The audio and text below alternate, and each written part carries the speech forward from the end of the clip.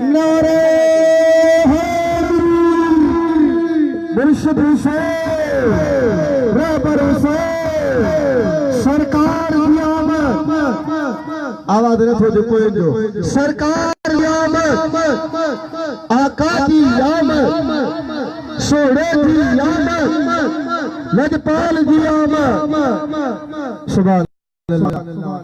ये सालानो सोनो जलसो इते थींदो आहे अल्हम्दुलिल्लाह। शाहबाज अल खिताब हजरत अल्लामा मौलाना हाफिज अली अकबर कासमी साहब हुए बिन करीब पहुंचण वारा आहिनि उन्हनि जो बयान थींदो। सब वरी भी दावत ॾियां छो त दुनिया जी महफ़िल मां इंसान वेंदो त सभु ईअं ख़बर आहे त अलाए हितां जो कोप मिलंदो अलाए न, पर मां चवंदो आहियां जेको पीरनि जे पीर जी महफ़िल में अची उहो अर्ज़ु रखंदो न त इंशाअल्लाह गंज वठी मिलंदो। उन्हनि खे ईअं गंज मिलंदा जो इंशाअल्लाह ताला हे वरी रबीउल सानी देसी ताईं अचे देसी ताईं मथे सां त पियो अबू बकर खे गंज खाईंदो। दायरा था जो सुभान अल्लाह बंद करे जो सुभान अल्लाह। छोटा हजरत पीरा ने पीर महबूब सुभान कुतुब रब्बानी रहमतुल्लाह अलैह जे शहर जो एक दोस्त वफात करे वियो पोइ उन्हनि खां पुछा पिया कनि त हर रब तुंहिंजो रब केरु आहे जे त मां दस्तगीर जो धोबी आहियां। जमात खे रोज़ो आला जा ॻाल्हायो ई नथा। मलाइक सवाल पिया कनि मर रब तुंहिंजो रब केरु आहे जे मां दस्तगीर जो धोबी आहियां कपड़ा धोईंदो आहियां जे त मन दीन का तुंहिंजो दीन कहिड़ो आहे जे त मां पीरनि जे पीर जा कपड़ा धोईंदो आहियां। मदो नथा जो छो मत दीन का तुंहिंजो दीन कहिड़ो आहे जे त मां पीरनि जे पीर जा कपड़ा धोईंदो आहियां। पोइ अल्लाह साईं के भलाई के नर्द के तो मौला आसाना चऊं सुमर रब को ते मां दस्तगीर जो धोबी चऊं सामन दीन का ते तो मलाइक सगोरा अर्ज कन था अल्लाह फरमाता इहो बानो जाने मां जाना इहो छो जेको मर रब का तुंजो रब जेको रब दस्तगीर जो वा सो ऊंचो उहो आहे मन दीन का जेको दीन कहिड़ो वा उहो त उहो दीन दस्तगीर जो सो उन्ही जो दस्तगीर ओ असा तवा का क़यामत दे जाने पुछा थींदी बुधा त केर आयो जिना साहब दस्तगीर जे जलसे में आया जेको सजा जो या ताजी मर्जी आ ॾाढा सुभान अल्लाह जो आवाज़ तवा भी हो चलो साईं असा के देखो अमल को देखो असा बुद्धि लाल कलन ते आया से असा बे पीर जे जलसे में आया देखो माफ कयो या अबू जी दीदार करायो या पीर जो दीदार करायो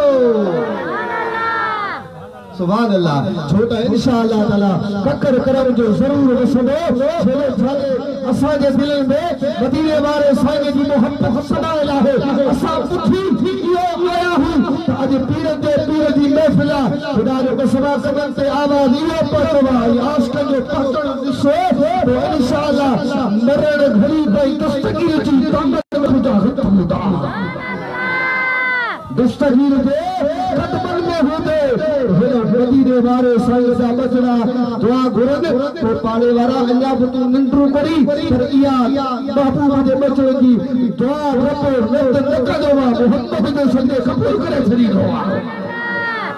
खुली जो सुभान अल्लाह। जनी मदीनो ॾिठो आहे न उन्हनि खां पुछा के तो मदीने जूं गलियूं छा आहिनि मदीने जो शहर करे तो सोनो शाद वारो सोनो शहर आहे ॾाढा जो सुभान अल्लाह। हां अतो हाजी वजीर सोलंगिया मेहड़ जो आहे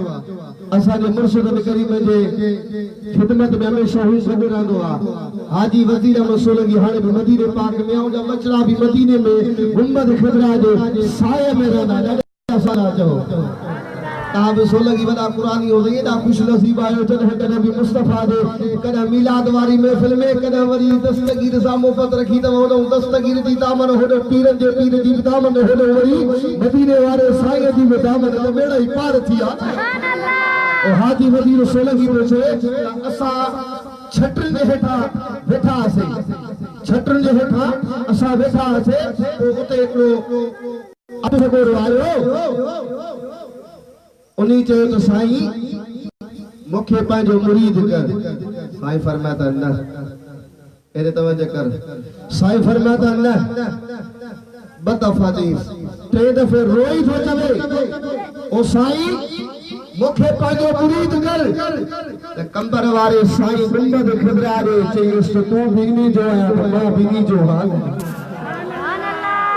के तू भी नहीं रोदे वारे जो मां भी नहीं रोदे वारे जो है ए मुसलमानो कंबर वारे साईं के वरी थो चवे त किबला